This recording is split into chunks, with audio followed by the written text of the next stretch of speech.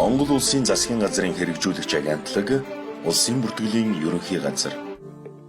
За улсын бүртгэлийн ерөнхий хуульд 2022 оны 6 сарын 3-ны өдөр болоод нэмэлт өөрчлөлт орсон байгаа. За уг нэмэлт өөрчлөлтөөр иргэний үнэлгэд бичигдсэн иргэний регистрийн дугаар болон хаягийн бүртгэлийн мэдээллийг иргэний үнэлгэний санах хойд бичгийн зохицуултыг олгоцсон байгаа. Өөрөөр хэлэх юм бол иргэний үнэлгэн дээр иргэнд бол үл давхардах нэг удаа олгож байгаа иргэний бүртгэлийн дугаар бол ил харагдах байдлаар бичлэлт хийж эхлэх нэ.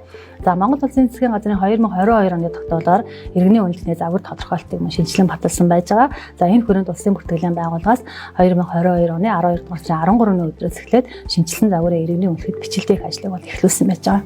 За Монгол Улсын иргэн биеийн тогтмол хөтөлбөрийн бүртгэл шинээр бүртгүүлэх, зам 25-45 насны сонголт хийлгэх, төр төрхийн өөрчлөлт орсон тохиолдолд иргэний үнэлгээг бол сольж олгодог. За энэ тохиолдолд мэдээж хэрэг шинэ загварын иргэний үнэлгэний бэлтгэцэнд бол бичлэлт хийж олгогдож байна.